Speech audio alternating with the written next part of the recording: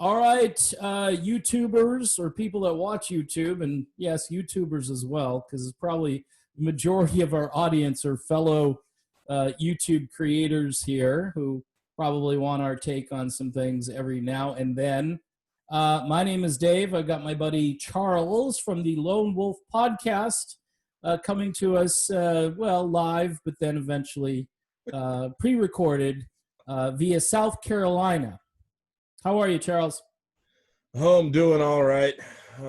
Ready for the weekend to get here. I went to work this morning. It was about a cool 60-something degrees. I left work. It was 97, and now I'm sitting through a thunderstorm. So, yeah, I get that. Last night rained here for about an hour and a half, 2 hours. Rainy season, but I don't get that 60 stuff, man. I'm jealous of that. That's where the low is like the high in most places. It's like 78 when you wake up. And one weather guy here actually coined a phrase which I love, is air you can wear, and that's what it is. It's air you can. Well, as hot as it might get in mine or your backyard, I guarantee you one thing: it's not as hot as it is around the Warren household right now, because Elizabeth Warren is not a happy Indian right now, is she?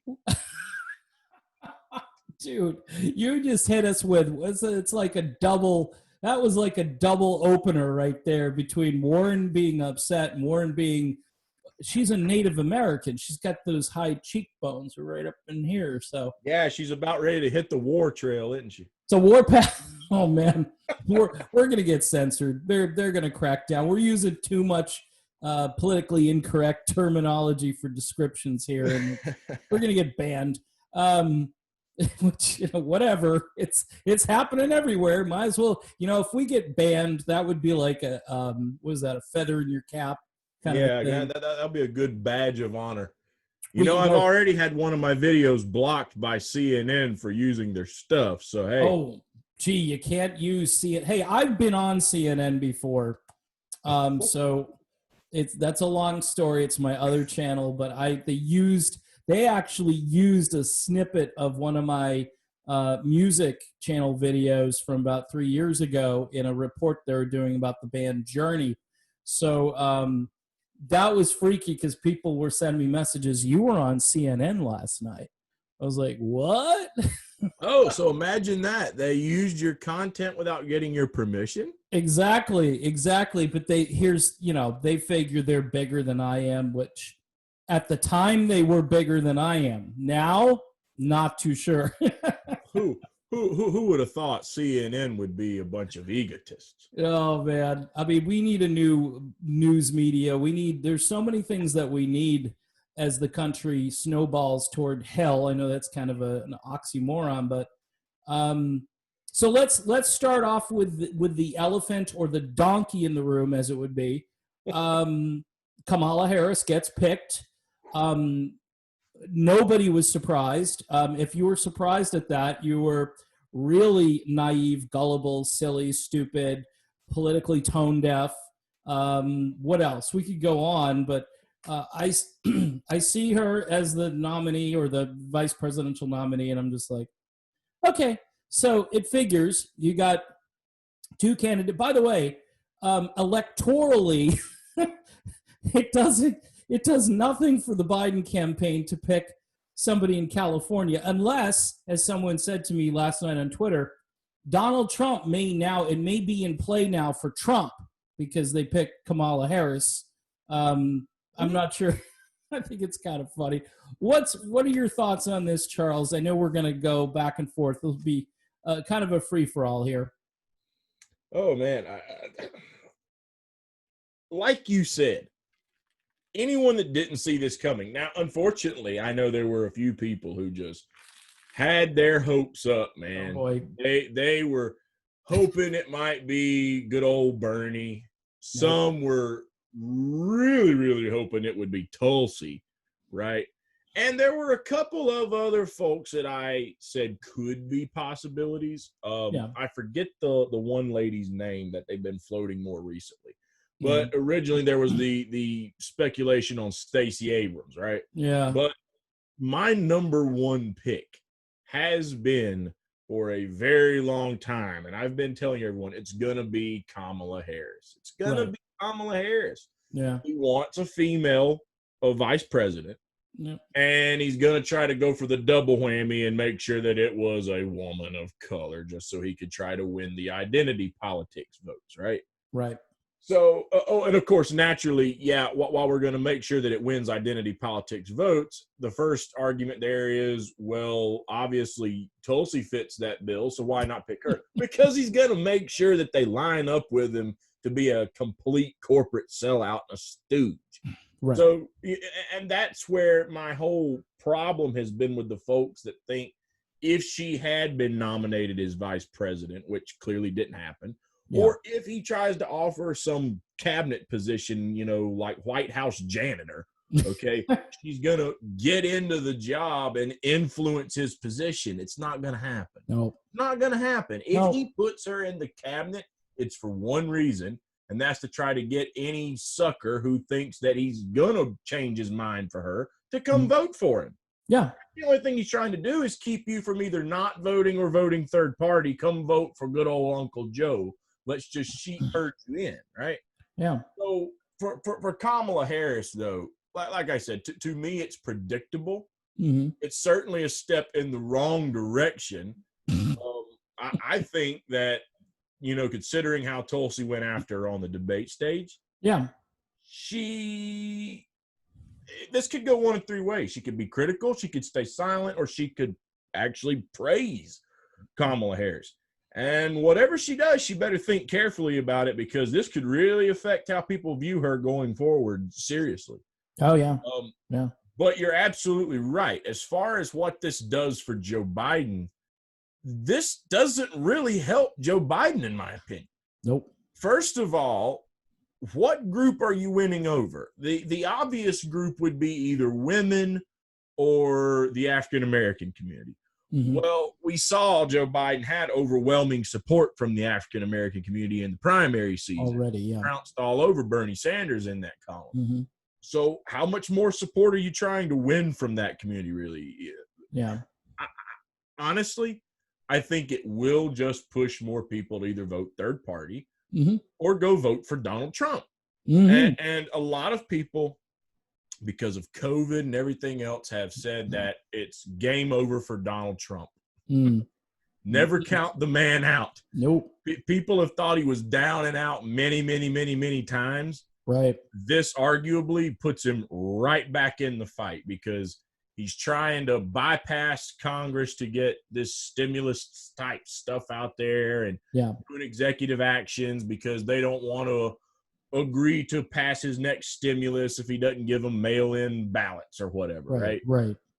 So he's coming out swinging. Me personally, I've already said I'm not cheering either one on Joe Jorgensen 2020. But don't count old Don out, man. He's a crafty orange dude. Yeah, he is a crafty orange dude. That's awesome. Three people had a really good day yesterday following the announcement.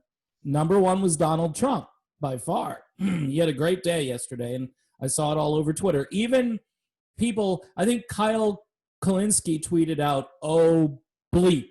That was his tweet, and had a picture of Kamala Harris. Yeah.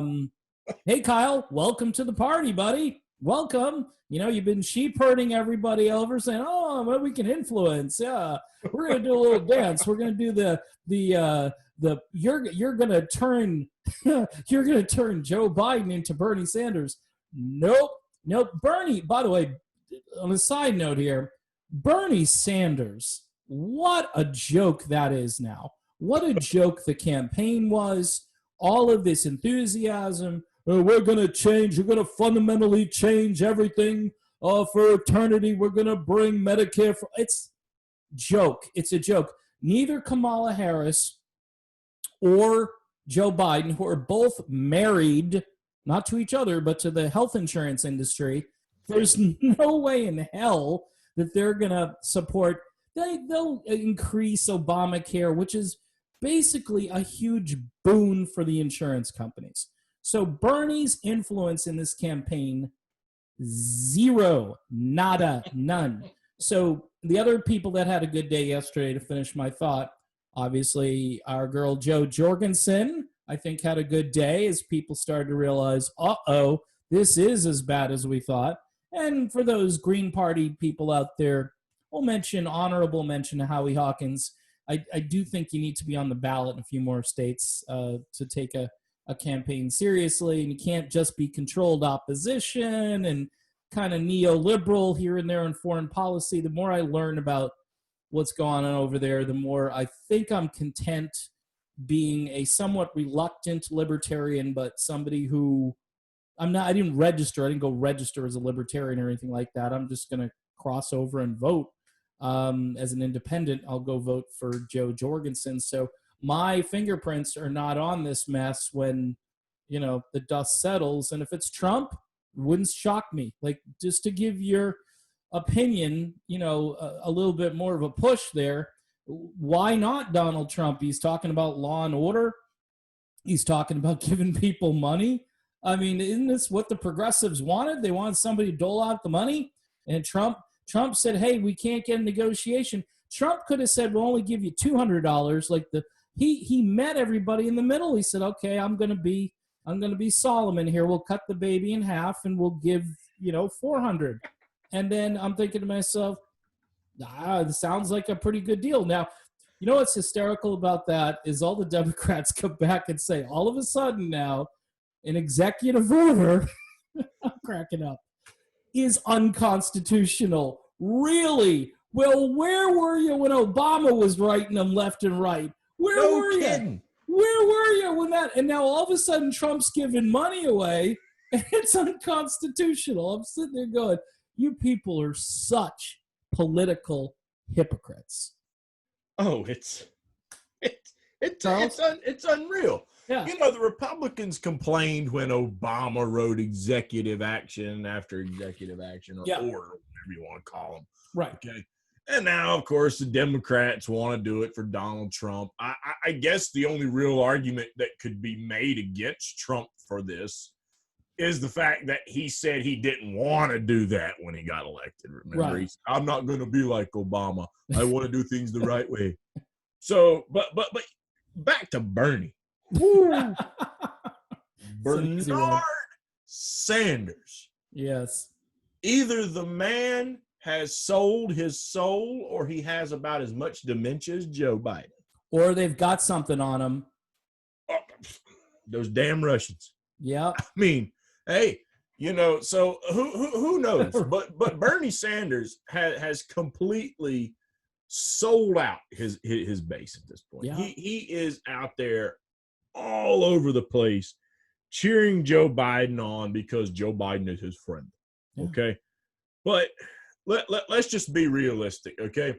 For the folks out there, because I know some folks who are possibly leaning more toward the Green Party. Look, I'm not going to tell anyone to not go vote for the Green Party, but in my personal opinion, if you want a third party to stand a chance, it's got to be a third party that at least takes themselves seriously. And I don't think the Green Party does. Right. Okay.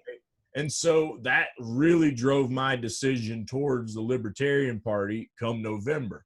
And I know there's a lot of people out there who might be more left-leaning and might not agree with libertarian economics on some of these issues in particular. Right. There's some issues because I went on the Naturalist Capitalist show, Reed Coverdale, right? Yeah. And good guy.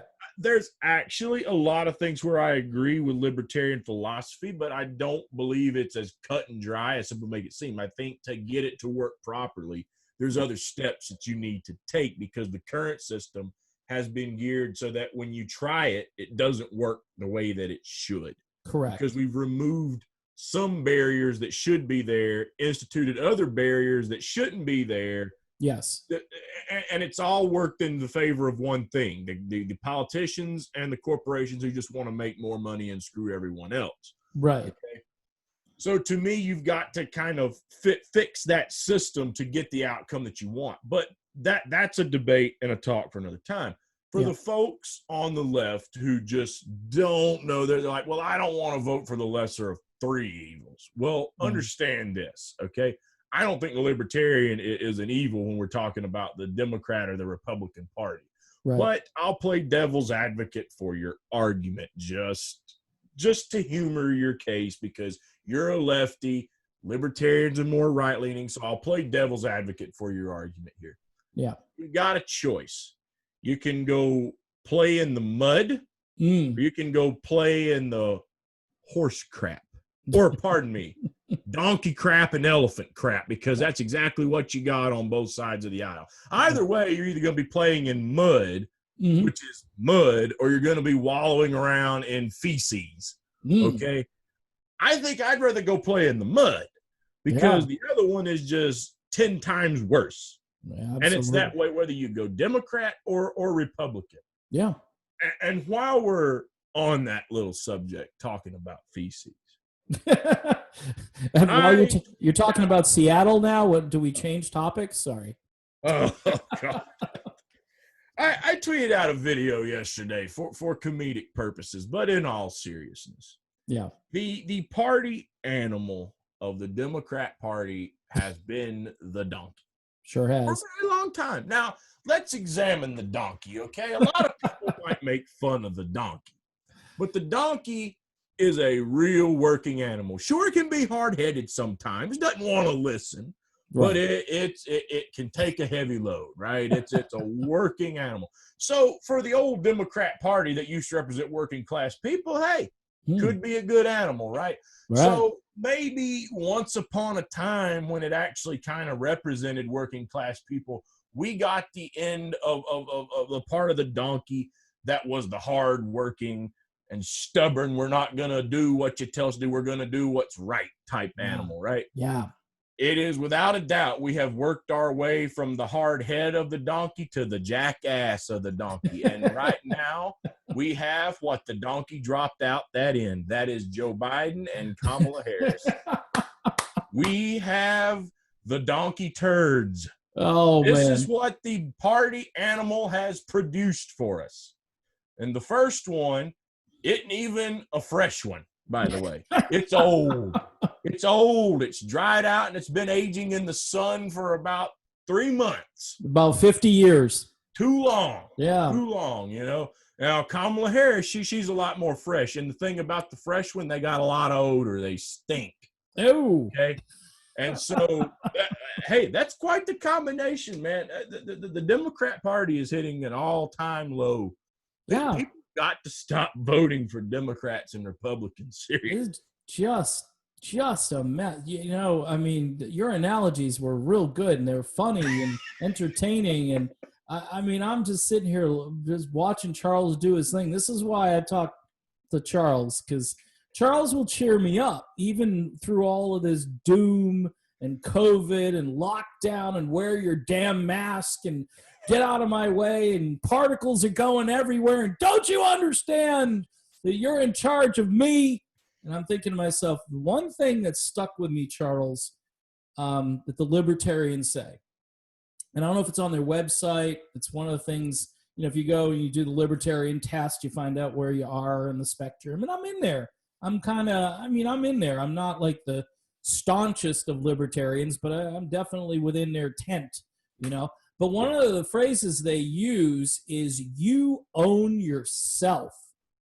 And I think that is damn profound. I've been walking around saying that to people, with all these protesters and people, these professional whiners that go on television, and all of these people that just keep complaining and complaining, and they just don't know how to shut up, and all of that energy that they're wasting and all the time being spent. I mean, we could have fed the third world by now, but we're not doing that at all because of the lockdown, and people are afraid to do anything. Look, do your own research about whatever topic, COVID, the economy. You want to learn more about libertarian economics, for instance, you were talking about. Do your own research. I did a lot of my own research, and I found what you were saying to be very correct about if the system worked properly. In other words, if you didn't have the banks doing what they do, if you didn't have the corporations cozying up with let me rephrase this. If you didn't have the corporations running the government then this stuff might actually work. Because Exactly. basically, who's in charge of this whole COVID thing? Well, drug companies, number one, Moderna. Okay, you can go down the list. Well, we can't use any zinc over here because we got a vaccine on the way. We can't try this over-the-counter medication that's all over the world. And if I say it, I probably will get banned, so I'm not going to say what it is, but everybody knows what it is. We can't recommend natural medicines and cures and things. And look, I understand if you need to go to the hospital, you can't breathe and so forth, go to the hospital. All right. This affects a certain group of people more than others. And we could go, I don't want to go down a COVID road because we could probably do a whole video on COVID. No the point kidding. is, you own yourself. So you're the one that's got to kind of figure out what's important to you. Like, did you just pop out of your mom one day and then all of a sudden you became in need of everything? I know you need a lot of stuff when you're younger, but when you get older, don't you want to be free? Don't you want to be independent? Don't you want to think for yourself at some point? Do you really need CNN to tell you what to think every day? Because that's kind of how I'm feeling right now, is all these talking heads and these so-called political experts telling me what I need to think about, what's important to me. I'm sorry, I own myself. I don't agree with you. I don't agree with most people, for that matter. That's why I'm in the independent category, because I look and I see the right sometimes saying stupid crap. I will say lately I haven't been as offended by people on the right as I have from these neoliberal lefties who just are, the old progressive guys on Twitter and stuff that I followed initially. Most of them I don't follow, but some of them, I'll still listen to like a Glenn Greenwald or a Max Blumenthal kind of character, because they bring some interesting takes, and I think they're sincere. Jimmy Dore, before he got a little bit too aggressive against the police, I thought he was, a voice. Yeah. And I've watched here and there, I've watched him, but not a lot. So, I mean, this Kamala Harris thing, what it does is it basically confirms everybody's worst fear of what was going to happen here. And if you're not at least remotely interested in a Joe Jorgensen, I can't help you. I know there are a lot of people that still are telling me they're going to write Tulsi Gabbard in. And again, I want to voter shame. I'm not trying to voter shame you, but if you look down the ballot in your state and her name isn't on the ballot, I kind of guarantee you that your vote's probably not going to mean anything, and nobody's going to see it. And the media is not going to imagine this. If the media reported, say a whole bunch of people wrote Tulsi Gabbard's name in, and the media comes out, well, we can project that, Donald Trump is the president, or God forbid Joe Biden is the president. Oh, and look how many write-in votes Tulsi Gabbard got.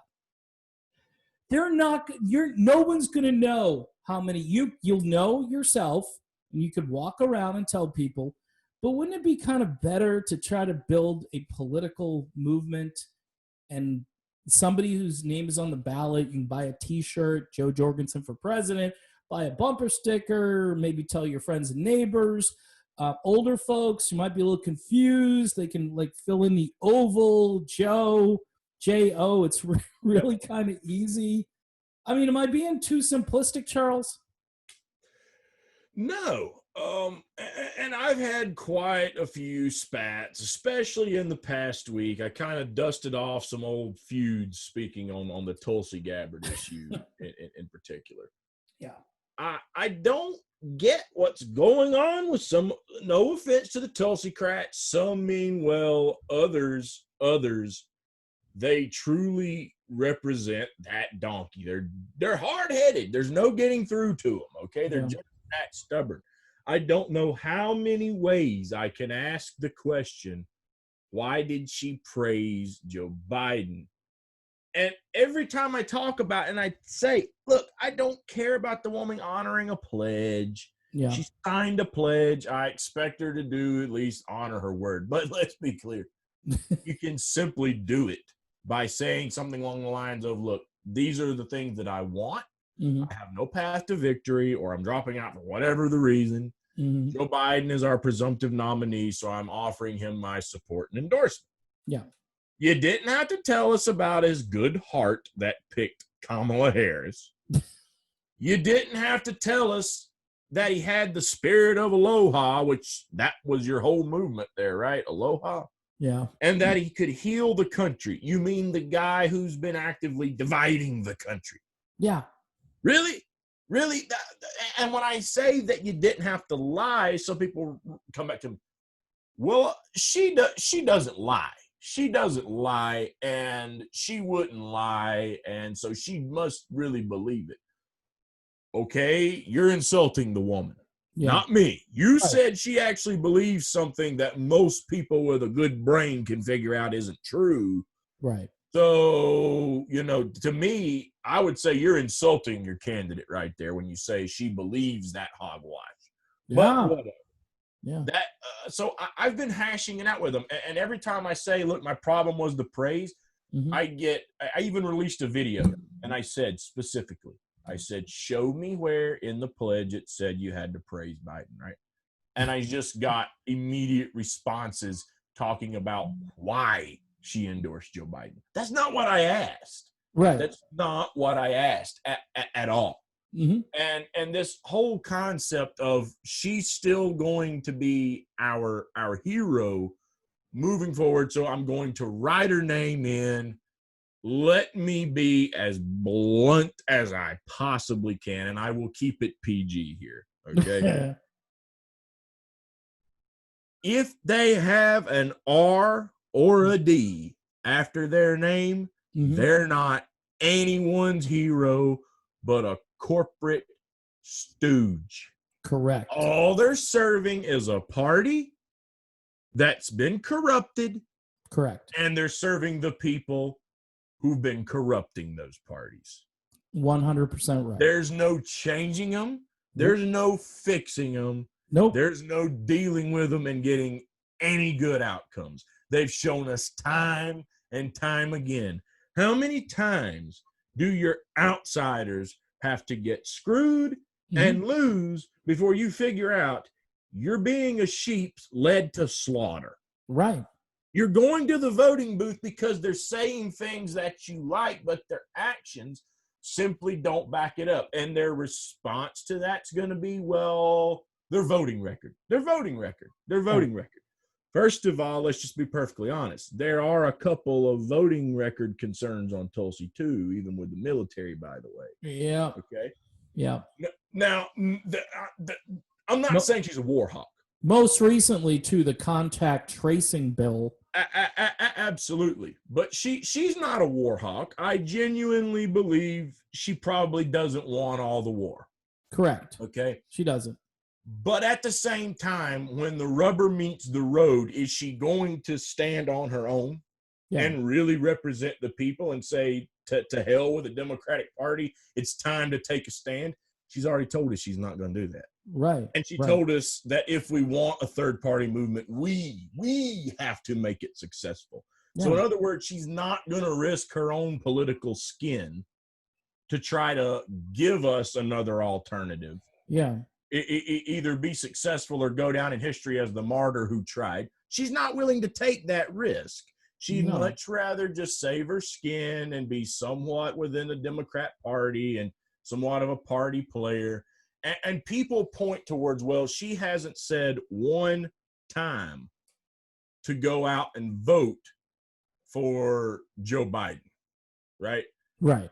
Now, two things on that. First of all, I don't know how the Democrat or this thing vote or works, but I did not donate to any other Democrat politician besides Tulsi Gabbard during the primary season. She's the only one I donate to. I did not donate to Bernie.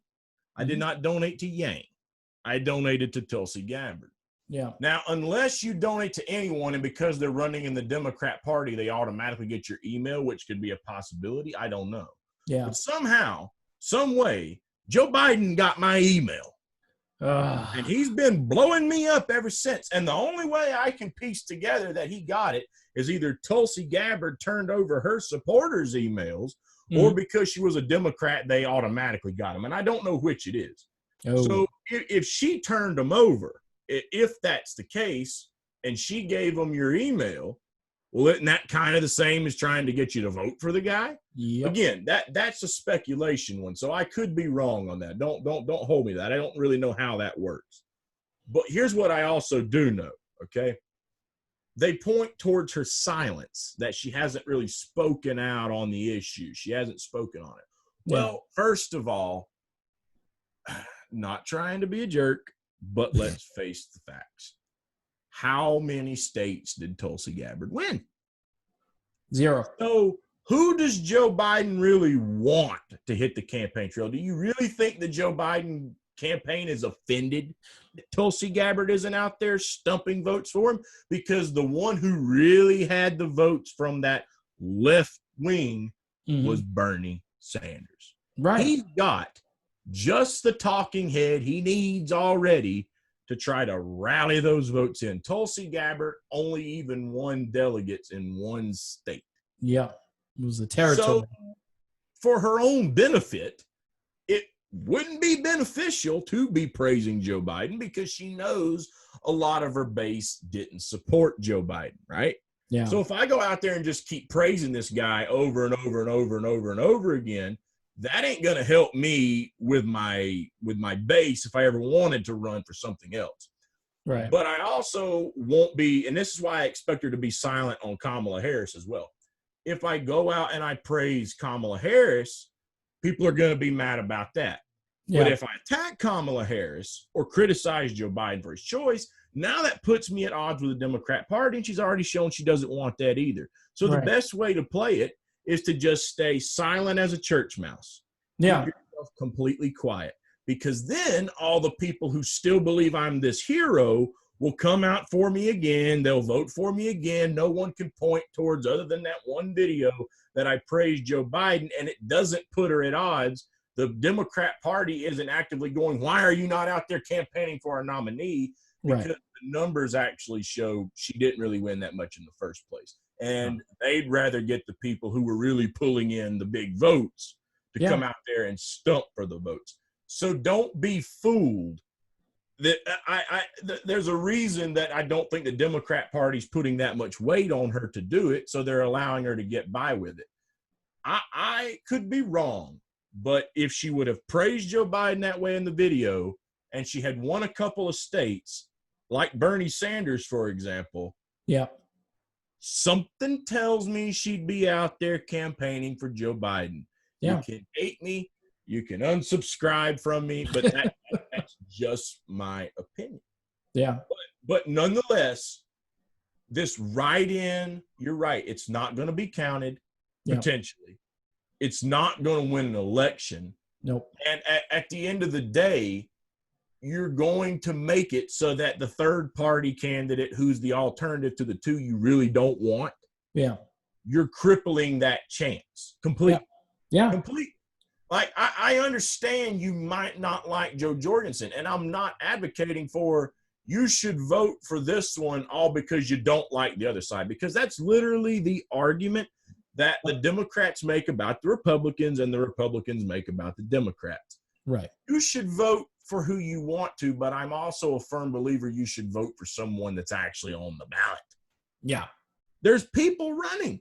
Now, if you don't want to vote for anyone on that ballot, in my opinion, you just don't go vote. Right. But what I will say about the not voting or the write-in voting, do you? But just understand, as long as you keep splitting the numbers, you're not ever going to get anyone other than a Democrat or a Republican. You don't have ranked choice voting, so that already plays against a third-party candidate. So, unfortunately, a lot of the country is already bought and sold on the idea it's going to be a Democrat or a Republican, so I better do what mainstream media tells me I should do and just pick for whichever one I think would screw up the country the least. Pretty much. Yeah.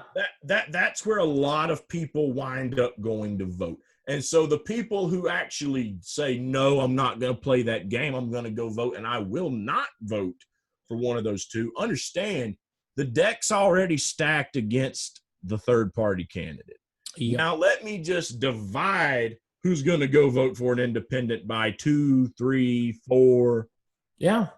You're done. You're done. Yeah. There's no possible way you'll ever get anyone than the Democrat or the Republican. And I don't think that a single person who's going out there, whether they're going to ride in Tulsi, ride in Ventura, vote for Howie, vote for Jorgensen, clearly none of them want Biden and none of them want Trump.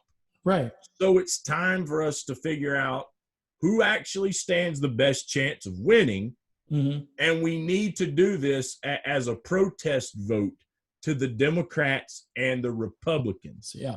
Again, it's putting the priorities first. What's the priorities here? Getting everything you want, or at least getting the change started? Yeah. Because at least you're going to get someone who really does want to get out of the wars here. Right. You're going to get someone who's going to want to, fix the police issue in a sensible way. Yes. By the way. Right. Okay. You're going to get someone who actually wants to help fix an education system in a way that might work. Something me and Reed talked about in our video. Yeah. Okay. You're going to get someone who will actually start doing some good things, and you can disagree with them on the other things. And guess what? When you run the Democrats and the Republicans out of town, then we can start haggling about those other issues. But Sure. The end game is getting the people who've been screwing you over for over 100 years out of the office in the first place. And splitting the vote is never going to do that. Nope. Well, it's time. It's time for another party. It's time for another legitimate party in this country. Absolutely. We've had, this is a duopoly. This is, and notice how this works very similarly to what happens with corporations. You've got big corporations, and they control everything. And the Republican Party and the Democratic Party are big corporations. They're run by these other corporations. I mean, this is all mind-blowing stuff. When you start to unpack it and think about it, I tend to be, one of those people that I wear my emotions, and it really wears me down, because I'm thinking, like you were saying, it's frustrating because, again, you go ahead and vote. You think Biden, by voting Biden and getting rid of Orange Man because Orange Man bad, okay? I'm not trying to stick up for Trump here, but Trump's been trying, man. He's trying to get money to people. He's trying to bring troops home, and he's getting flanked. He's getting hit by Democrats. Oh, no, you can't pull those troops out. And he's got, the deep state and the military-industrial complex on his butt all the time, probably following him around saying, hey, Donald, why don't you like going to war? Why'd you fire John Bolton? I mean, come on. That was the deal. You keep Bolton on your payroll, and, we'll leave you alone, because then Bolton will make decisions and you don't have to take credit for it, and he'll blow crap up. Meantime, you got powder kegs all over the place. And what are we going to do if you get a Biden-Harris presidency? You will have full-out neoliberal Venezuela. Think of a country that needs to be taken over by the United States. I'm saying that, hypothetically. Think by the standard that the media throws out there. Well, those Bolivians, they really need a new dictator. So let's go in there and clean it up. And we've been trying to get Maduro out of there. So we're going to be about everybody else's business, and not about, again, one area where Trump was right, I think, even though it's become a pejorative term now, is America first. Can we just take care of... See, a libertarian would say, we don't have to go to war over here. Okay? Yes, protect the homeland. Somebody is instigating a problem. Maybe we go and we figure out how to resolve that first, using diplomacy and the things that we used to do. And then if we got to go kick some ass, we go kick ass. But then we don't stay there for 20 years. We get the job done and we come home.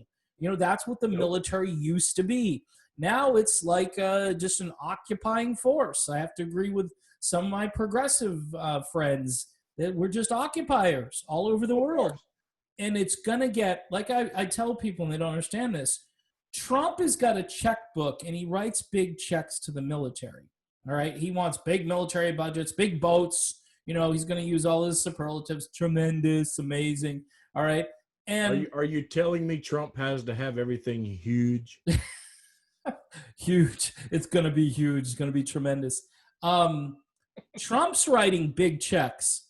Guess what kind of checks that the Biden and Harris team, they'll write blank. They'll give them blank checks. Here you go. Whatever you guys need to do. Hey, foreign policy, we're just going to stand down. We're just going to leave it up to all these military, insiders and the people at the Pentagon. They know best what to do, and the advisors, and these are all going to be Clinton cronies or Obama, leftovers, holdovers. I mean, these are going to be the people that say that publicly will say, well, we want peace and this and that, but these people are instigating, and we got to go in there and clean it up and do, and it's going to go on and on. Whereas Trump at least is kind of black and white and says, this is good, this isn't good, and people make fun of him, and I do too, because he uses just kind of elementary school jargon. But with Biden Harris, they're going to do a big song and dance. They can do it back and forth together. The cop and the kindergarten cop and the cop who can't even kind of think for himself, and they'll go back and forth, and it's going to be just this big kabuki theater, and the media will say, wow, they're so enlightened. They understand what's happening in the Middle East, and they're going to send another 20,000 troops in there. And we got to make sure things are on the ground. They're stabilized in Iraq. And, Iran, we declared and Trump did this, and it was a bad thing, or Pompeo, or whoever did it, declared their standing army a terrorist group. So now we've got to fight terror in Iran because we've redefined what their standing army is. And I think Trump's instincts are, no, I don't want to do this. But then he gets told by probably Mike Pence, yeah, you got to go do this. Pence, by the way, everybody who hates Mike Pence and Kamala Harris on foreign policy, about the same. I don't know why. I mean, morally speaking, Pence is this conservative Christian, and I'm not sure what Kamala's faith tradition is or whatever. I'm assuming she's some kind of a Christian, but at least nominally speaking, Pence wears it on his sleeve. And, everybody hates Pence for that, which is, people hate on people for the dumbest things. Don't hate Pence because he's a Christian. Hate Pence because he's got stupid ideas when it comes to foreign policy. All right. But I guess my general point here, Charles, is that you've got really no choice. I've been saying this for 6 months, 8 months now. You got nowhere to go. If you go over to the Biden thing, you're going to get neoliberalism on steroids. You go back to Trump, you're going to get just what Trump is good at, which is talking and riling people up, which unfortunately polarizes the country. He's not one of those guys that, knows how to kind of calm the waters.